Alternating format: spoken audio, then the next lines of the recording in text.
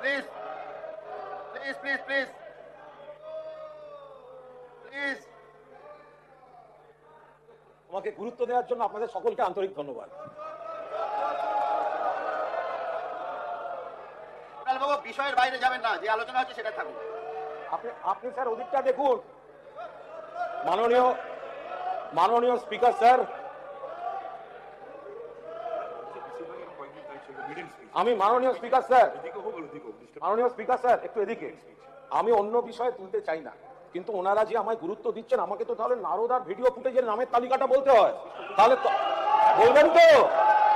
বলবেন তো আপনাদের পার্টি অফিস থেকে দেখিয়েছিল, বলবেন তো?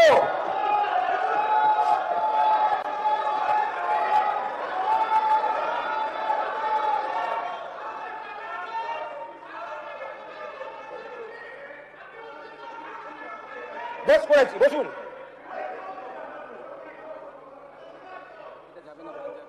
নারদার বিষয়ে উনি উল্লেখ করেছেন, এটা বাইরে চলে যাবে, এটা যুক্ত হবে না। আমি কোনো নাম উল্লেখ করিনি স্যার, আমি কোনো নাম উল্লেখ করিনি। তবে আমি সত্যি প্রথম বক্তব্য সভা, আমি প্রথমবারের মতো এখানে বিধানসভায় বক্তৃতা রাখতে উঠেছি, প্রথমবার বিধায়ক হয়ে এসেছি। আমি স্পিকার সাহেবকে ধন্যবাদ জানাচ্ছি। আমি মাননীয় মুখ্যমন্ত্রী এবং পরিষদীয় মন্ত্রী তাদেরও ধন্যবাদ জানাচ্ছি এই বলার সুযোগ দেওয়ার জন্য। এবং আমি খুবই অভিভূত যে নামের একটা ব্র্যান্ড ভ্যালু আছে। বন্ধুরা ভালো বলবেন, শত্রুরা খারাপ বলবেন, বাট ইউ কান্ট ইগনোর। নামটা মনে রাখবেন, কুণাল কুমার ঘোষ। রাজ্যপালের ভাষণ, আরে ওয়াশিং মেশিনে কে কে গেল নামগুলো ভাবুন। পুরনোরা অকারণে কেন পাপ ঘাড়ে নিচ্ছেন? শুনুন, মাননীয় সদস্য কুণাল ঘোষ ওয়াশিং মেশিনের শব্দ উচ্চারণ করেছেন, এটা কার্যবিবরণীতে যাবে না। প্লিজ এরকম শব্দ ব্যবহার করবেন না।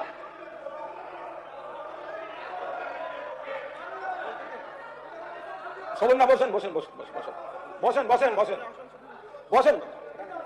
না, অসংসদীয় কথা নয় তো স্যার।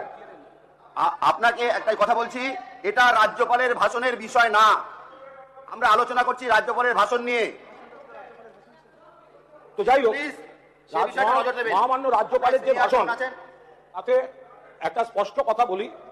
একটি নতুন সরকার, তারা ক্ষমতায় এসেছেন এবং সবেমাত্র ক্ষমতায় এসেছেন। আমি এবং আমরা বিরোধিতা করার জন্য কোনো বিরোধিতা করব না। এতদিন বাদে একটি সরকার এসেছেন, তাদের অধিকার রয়েছে কিছুদিন সময় পাওয়ার। আমরা নিশ্চয়ই মানুষের ভোটে জিতে এসেছি। গঠনমূলক বিরোধিতা 100 বার করবো, আপনাদের সঙ্গে ঝগড়া হবে, সব হবে, কিন্তু সরকার কিছু করতে গেলেই সেটা খারাপ। বিরোধিতার জন্য বিরোধিতা করা, সেই বিরোধিতা কিন্তু আমরা করব না। 2, না স্বাভাবিক, আমরা যখন ভোটের আগে আমরা লড়াই করেছি, এবার ভোটে আপনারা জিতেছেন, ভোট নিয়ে আমাদের কিছু অভিযোগ আছে, কিন্তু আপনারা জিতেছেন, আমাদেরও কিছু ভুল ভ্রান্তি ছিল। স্যার আমায় যদি ডিস্টার্ব করেন, এরপর যাদের আমি বলতে দেবো না, আমায় থামাবেন না কিন্তু।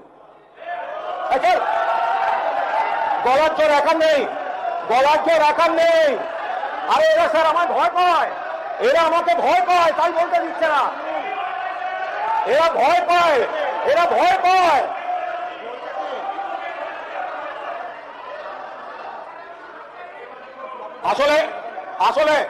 আসলে স্পিকার সাহেব ব্যবস্থা করে রেখেছেন যে আসল বিরোধী বেঞ্চ থেকে কথা হবে না, আর ওনার অনৈতিক ভাবে মেরুদণ্ডহীন বিরোধী দলনেতাকে বলতে দিলে তখন সেটা বলতে দেওয়া হবে। এইটা উনি ব্যবস্থা করে রেখেছেন।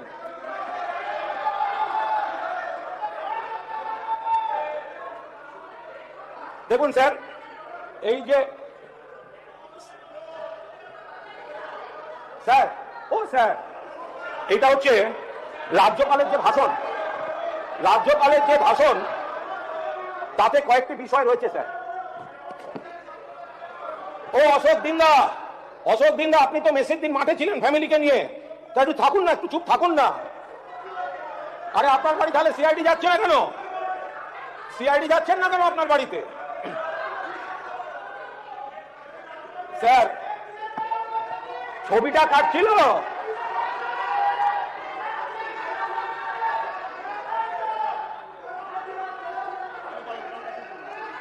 স্যার প্লিজ, আপনারা কি বলতে দেবেন না? প্লিজ আপনি বলুন।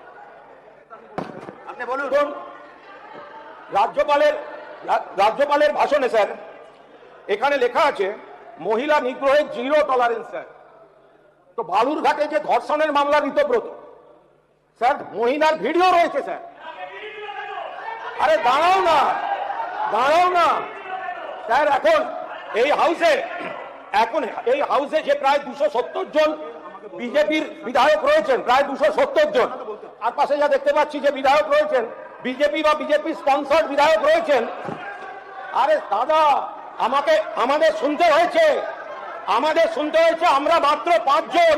আরে পাণ্ডবরাও 5 ছিল, কৌরবকুল কিন্তু 100 থেকেও বাঁচেনি।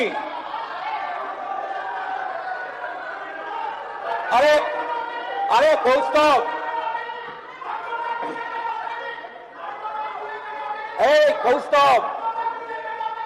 তোমরা আমায় ভয় পাও আমি জানি। আরে বলতে দেবে না স্যার, এটা কি হবে না?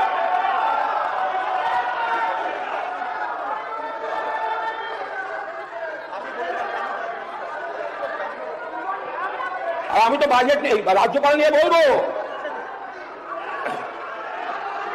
রাজ্যপালের বাজেট, রাজ্যপালের ভাষণ, তাতে স্যার কয়েকটা যা বিষয় রয়েছে সেই বিষয়গুলি স্যার আমরা খানিকটা তো দিয়েছি সংশোধনী, আবার কয়েকটা জায়গায় স্যার বলার আছে। এই যে 24 নম্বর প্যারা, যে এখান থেকে বহু লোক অন্য রাজ্যে চলে যাচ্ছে, বহু বছর ধরেই যাচ্ছে, আবার অন্য অনেক রাজ্যের লোক যে বাংলায় এসে এত কাজ করছে, জীবন জীবিকা, তো সেগুলো তো রাজ্যপাল স্যার স্বীকার করছেন। এটা কি করে হবে স্যার? তো এগুলো তো বলতে হবে যে অন্য রাজ্যের এত লোক এখানে আসছেন।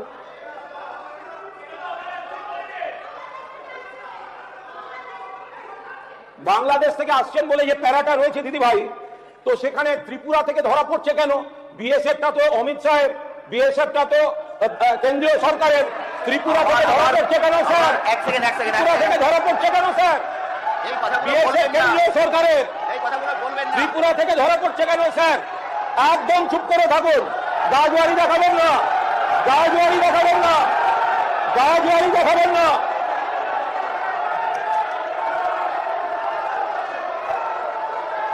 ত্রিপুরায় কাদের ছিল স্যার?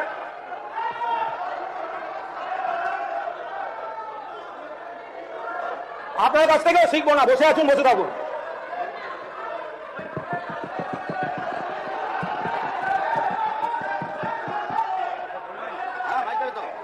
মাননীয় অধ্যক্ষ মহোদয়, আমার একটা বিষয় আছে। কুণাল বাবু 1 মিনিট।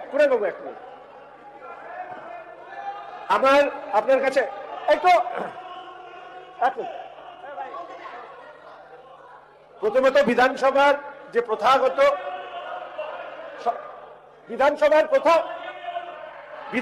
প্রথাগত প্রক্রিয়ায় আমরা দেখেছি আজকে বিধানসভায় বেশিরভাগ বক্তা তাদের প্রথম মেইডেন স্পিচ রাখছে। ফলে আমার সবার কাছে এটা অনুরোধ, রাজ্যপালের ভাষণের মধ্যে থেকে তারা বক্তব্য রাখুন এবং মেইডেন স্পিচের মধ্যে আমরা চাই পারস্পরিক যে সৌজন্যতা সেটা বজায় রেখে আমরা বলি। আমি অনুরোধ করব সবার কাছে যে মেইডেন স্পিচে ঠিক দুপক্ষই, শাসক বিরোধী দুপক্ষই তার সৌজন্যতা বজায় রেখে কথা বলুক। 5 বছর বিধানসভা চলবে, অনেকবার বক্তব্য রাখবার সুযোগ আমরা পাবো। আমি কুণাল বাবু সহ আমাদের প্রত্যেকের কাছে অনুরোধ করবো, এটা প্রথম যারা স্পিচ রাখছেন তাদের কাছে অনুরোধ রাখবো যে রাজ্যপালের বক্তব্যের মধ্যে থাকুন।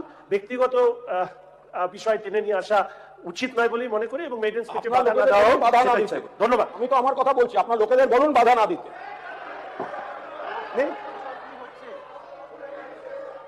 আচ্ছা, যে কথা বলা সেটা হচ্ছে রাজ্যপালের ভাষণে অনেকগুলি বিষয় আছে স্যার, কিন্তু বিষয় বলুন। অনেকগুলি বিষয় আছে, বিষয় টানবেন না। বিষয়টাই তো বলছি, বলুন। আপনি এখানে বিষয়টাই তো বলছি, আপনি তো কাছ থেকে বাধা দিচ্ছেন। যে তার মধ্যে একটা বিষয় স্যার রাখা খুবই জরুরি ছিল, সেটা যে অন্য রাজ্যগুলোর সঙ্গে উন্নয়নের নিরিখে মাননীয় কেন্দ্রীয় সরকার যে রিপোর্টগুলো দিয়েছেন তাতে বহু ক্ষেত্রে নিশ্চয়ই আমাদের আগের সরকারের ভুল ত্রুটি কিছু নিশ্চয়ই ছিল, বাট যেগুলো ক্ষেত্রে ভালো কাজ হয়েছে সারা দেশের মধ্যে ইতিবাচক ভাবে প্রথম দ্বিতীয় সেগুলো পশ্চিমবঙ্গ সরকার পেয়েছে, সেই উল্লেখগুলো থাকলে ভালো হতো। যে কেন্দ্রীয় সরকারের কত টাকা বকেয়া, কেন্দ্রীয় সরকারের বিভিন্ন স্কিম থেকে কত টাকা বকেয়া, সেগুলো তো রাজ্যপালের ভাষণে থাকা উচিত ছিল। করবেন না বক্তব্যে। আর একটা হচ্ছে যে সেগুলো তো রাজ্যে যদি না থাকে, আর আমরা অন্য রাজ্যে যে বিপদগুলো মহামান্য রাজ্যপাল সত্যিই বলেছেন। দেখুন, আপনাদের রাজ্যপাল, আমাদের রাজ্যপাল যদি ভালো যেগুলো বলে থাকেন, আপনাদের সরকার যেগুলি ইমপ্লিমেন্ট যদি করেন, সে তো 100% ভালো কথা, সবার লাভ হবে। আমাদের বক্তব্য হচ্ছে যে ধরুন বিজেপির সরকার পশ্চিমবঙ্গেই হয়েছে, এটা তো নয়, অন্য রাজ্যও আছে। ফলে উন্নাও, হাতরাস, প্রয়াগরাজ এগুলো তো আমরা দেখেছি। ফলে একটা রূপরেখা চাই যে অন্য রাজ্যের যে পাপগুলো সেগুলো আপনারা এখানে ঢুকতে দেবেন না, এই সরকার যে ঢুকতে দেবে না তার গ্যারান্টি আর তার রূপরেখাটা কোথায়? যে আমাদের সোনার মেয়েরা কুস্তিগির তারা দিল্লির রাস্তায় বসে আছে কারণ বিজেপির এমপি তাকে শ্লীলতাহানি করেছে, তাকে পুলিশ দিয়ে তাদের তুলে দেওয়া হচ্ছে। আপনি আবার অবান্তর কথা যাচ্ছেন, আপনি আবার অবান্তর কথা যাচ্ছেন। আমি তো আপনার এখানে কোনো প্রমাণিত হয়নি ধর্ষণ করেছে, আপনি এই কথা বলছেন কেন? অভিযোগের এরকম ভাবে বক্তব্য রাখবেন না, কথা বলবেন না স্যার, আপনি এইভাবে কথা বলবেন না, আপনি এইভাবে কথা বলতে পারেন না, ঢুকবে না। স্যার এটা কি হচ্ছে স্যার? আপনি ফার্স্ট টাইমার, আপনি এইভাবে কথা বলবেন না। আপনি জানেন না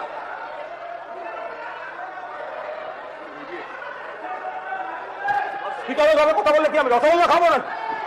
বলেন।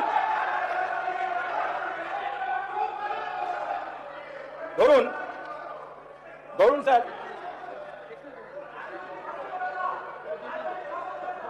রাজনৈতিক ভাষণ দিচ্ছি না, এখানে ধর্ষণের শব্দ আসেনি, রাজনৈতিক ভাষণ দিচ্ছি না। আর একটা কথা হচ্ছে একটু আগে আপনাদেরই বক্তা কোন তৃণমূল বলে একটা আইডেন্টিটি নিয়ে প্রশ্ন তুলেছেন, সেটা কিন্তু রাজনীতি ছিল না। তখন কিন্তু কেউ বলেননি রাজনৈতিক ভাষণ দেবেন না, তখন কিন্তু একজন বলেছেন আপনি বাড়ি গিয়ে গজগজ করুন।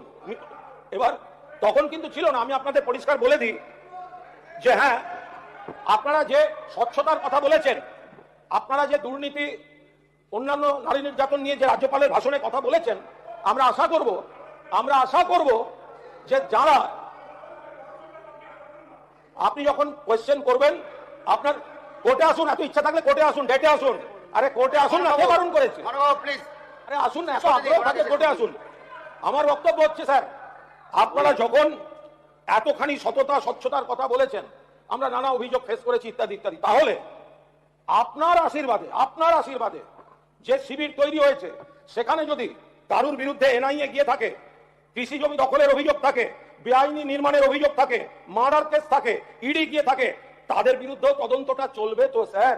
আপনার রাজ্যপালের ভাষণ বলছেন নারী নির্যাতন রুখবেন, দুর্নীতি রুখবেন, আর আপনার অনৈতিকভাবে নিয়োগ করা যাদের সঙ্গে স্যার এখনো হাতের আঙুলের কালি যায়নি। আমি খারাপ হতে পারি, আমরা হেরে যেতে পারি, কিন্তু আমি বেঈমান নই, আমরা বেঈমান নই। ফলে ফলে ফলে যা বলছি বুকে চিৎকার করে বলছি, হাতের আঙুল থেকে এখনো কালি যায়নি। আর রাজ্যপাল তার ভাষণে অনেক ভালো কথা আছে, আমরা চাইবো সেই ভালো কথাগুলো রাজ্য সরকার ভালোভাবে করুন।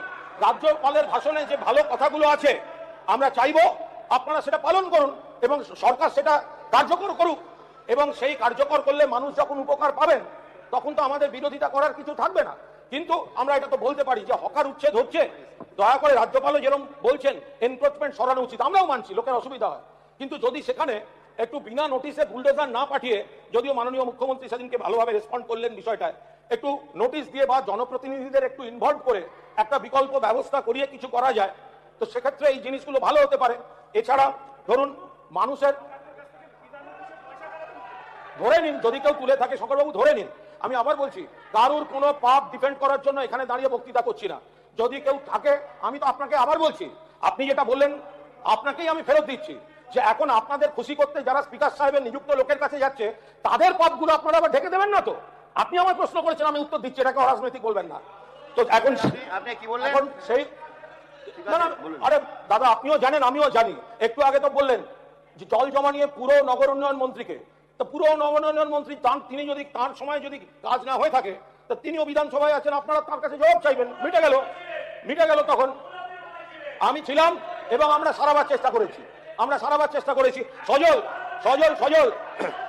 সজল, তোমার বাড়িতে যেদিন পুলিশ লাথি মেরে দরজা ভেঙেছিল, এই কুণাল ঘোষ প্রকাশ্যে প্রোটেস্ট করেছিল।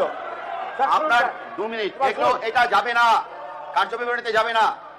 এবার আমাদের পরিষ্কার বক্তব্য হচ্ছে যে আমি মাননীয় স্বাস্থ্যমন্ত্রী এখানে রয়েছেন, শারদদাস বাবু, মাননীয় স্বাস্থ্যমন্ত্রী, ওকে একটু বলুন, গপ্প করছে গো। তো এখন সেই জায়গায় দাঁড়িয়ে আমাদের কয়েকটি হসপিটাল, বিশেষ করে ওই হোমিওপ্যাথি আয়ুর্বেদ যেগুলি, ওগুলোর কিছু পরিকাঠামো খুব ভালোভাবে দরকার আছে। আপনার বাজেটও আমরা দেখেছি সেটা, তো সেগুলো একটু আলাদা করে আপনার কাছে গেলে যদি দেখে দেন, কিছু আধুনিকীকরণেরও বিষয় রয়েছে, সেগুলো একটু দেখে দেওয়া। রাজ্যপালের ভাষণে সর্বজনীন বিকাশের কথা রয়েছে, কিন্তু সর্বজনীন বিকাশ, সব ধর্ম, সব বিশ্বাস, সব আচার, তাদের প্রতি সরকার সমানভাবে গুরুত্ব দিচ্ছেন সেরকম কোনো ইঙ্গিত এখনো পর্যন্ত কিন্তু আমরা পাচ্ছি না। ফলে রাজ্যপালের ভাষণে কুণালবাবু 1 মিনিট আছে, 1 মিনিট আছে। রেড রোডে নামাজ পড়ার জন্য ছুটির দিন 2 ঘন্টা লাগতো, আর যোগ করার জন্য 7 দিন ওয়ার্কিং ডেতে রেড রোডটা বন্ধ ছিল। সহযোগিতা করেছে, এটাও কার্য বিবরণীতে যাবে না। তবে নামাজ হবে না এটা কোনো কথা স্যার? এটা বলছে নামাজ হবে না, এটা কোনো কথা? এটা এই মুহূর্তে বলেছেন, এই মুহূর্তে বলেছেন, আপনাদের মন্ত্রী বলেছেন, এটা কোনো কথা হচ্ছে? আপনি প্লিজ, এটা কোনো কথা হচ্ছে? বন্ধ করুন স্যার, শেষ হয়েছে, শেষ হয়েছে। আমরা আপনি এবার বন্ধ করুন, সবাইকে দিতে হবে, প্লিজ বন্ধ করুন। একটা তাহলে আপনি অনেক বলেছেন, তাহলে একটা হাইয়েস্ট টাইম। তাহলে এই রাজ্যপালের ভাষণ একদিকে সন্ত্রাস চলবে, একদিকে হামলা চলবে, একদিকে বিধানসভার মধ্যে কথা বলতে দেওয়া হবে না, একদিকে আপনি একজন ধর্ষণের অভিযুক্তকে বিরোধী দলনেতা করবেন, আর আপনি আমরা বলার সময় আপনাদের লোকেরা বাধা দেবে, এটা কি করে চলবে? আপনাকে কি করে চলবে? সময় দেওয়া হয়েছে, আপনি অনৈতিকভাবে করেছেন, আপনি অনৈতিকভাবে করেছেন। এই বসো, তোমায় বলিনি, তুমি বসো। অপ্রয়োজনীয় অংশ, কুণাল বাবুর যে অপ্রয়োজনীয় অংশ ছিল সব সাংসদের থেকে বাদ যাবে। প্লিজ এবার বসুন, আপনার টাইম পার হয়ে গেছে। আপনাকে অর্ধেক বলতেই দেয়নি, অনেক সময় পেয়েছেন, আপনাকে বলতেই দেয়নি। আর না, আপনি 5 বছর বলবেন। আপনার বক্তব্য আমরা 5 বছর শুনবো। কনক্লুডটা করতে দিন। এখন এখানে যে এখনো যে 5 বছর শুনবো। উন্নয়নমূলক বক্তব্যগুলো রাজ্যপালের ভাষণে আছে সেগুলোকে পূর্ণ সমর্থন করে এবং আমরা যে সংশোধনী প্রস্তাবগুলো দিয়েছি সেগুলোকে গৃহীত করার অনুরোধ জানিয়ে এবং আপনারা আগামী দিনেও বিধানসভার ভেতরে এবং বাইরে আমাকে সমানভাবে ভয় পেয়ে গুরুত্ব দিয়ে চলুন, এই অনুরোধ করে আমার বক্তব্য শেষ করছি। 2026 সালের বিধানসভা অধিবেশনে এক উত্তপ্ত পরিস্থিতির সৃষ্টি হয় যখন তৃণমূল নেতা কুণাল ঘোষ নিজের বক্তব্য রাখতে উঠেছিল। বিধানসভার ভেতরে রাজনৈতিক উত্তেজনা তখন চরমে, বিভিন্ন ইস্যু নিয়ে সরকার ও বিরোধী পক্ষের মধ্যে তর্ক বিতর্ক চলছিল। এই সময় কুণাল ঘোষ বক্তব্য শুরু করতে বিরোধী বেঞ্চ থেকে জোরালো স্লোগান শোনা যায়। সভাকক্ষের পরিবেশ মুহূর্তের মধ্যে উত্তপ্ত হয়ে ওঠে। একাধিক সদস্য নিজেদের অবস্থান থেকে প্রতিবাদ জানাতে শুরু করেন। ফলে কিছু সময়ের জন্য বক্তৃতার স্বাভাবিক গতি ব্যাহত হয়। কুণাল ঘোষ অবশ্য নিজের বক্তৃতা চালিয়ে যাওয়ার জন্য চেষ্টা করতে থাকেন। তিনি রাজ্যের বিভিন্ন উন্নয়নমূলক বিষয়, প্রশাসনিক পদক্ষেপ এবং রাজনৈতিক সমালোচনার জবাব তুলে ধরতে থাকেন। তবে বিরোধী সদস্যদের প্রতিবাদ এবং স্লোগানের কারণে অধিবেশনের পরিবেশ আরও উত্তেজনাপূর্ণ হয়ে ওঠে। স্পিকারের পক্ষ থেকে বারবার শৃঙ্খলা বজায় রাখার আহ্বান জানানো হয়। বিধানসভার কার্যক্রম স্বাভাবিক রাখতে সদস্যদের সংযত থাকার অনুরোধ করা হয়। কিন্তু রাজনৈতিক সংঘাতের আবহে উত্তেজনা কিছু সময় ধরে অব্যাহত থাকে। ঘটনার ভিডিও এবং রাজনৈতিক বক্তব্য নিয়ে পরবর্তীতে রাজনৈতিক মহলে শুরু হয় জোর আলোচনা। এক পক্ষ দাবি করে যে এটি ছিল গণতান্ত্রিক প্রতিবাদ, অন্য পক্ষের মতে নির্বাচিত প্রতিনিধির বক্তব্য বাধাগ্রস্ত করা উচিত নয়। শেষ পর্যন্ত এই ঘটনাকে কেন্দ্র করে রাজ্যের রাজনৈতিক মহলে নতুন বিতর্কের সূচনা শুরু হয়। বিধানসভার সেই উত্তপ্ত মুহূর্ত আজও রাজনৈতিক আলোচনা ও সংবাদ শিরোনামে বিশেষ গুরুত্ব বহন করছে। আপনার মতে বিধানসভায় এ ধরনের স্লোগান ও প্রতিবাদ কি গণতান্ত্রিক অধিকার, নাকি এতে আলোচনা ও বিতর্কের পরিবেশ ক্ষতিগ্রস্ত হয়? মন্তব্যে আপনার মতামত কমেন্টে লিখে জানান। ভিডিওটা ভালো লাগলে একটা লাইক করুন, চ্যানেলে নতুন হলে সাবস্ক্রাইব করুন এবং ভিডিওটা সবাইকে শেয়ার করুন। ধন্যবাদ।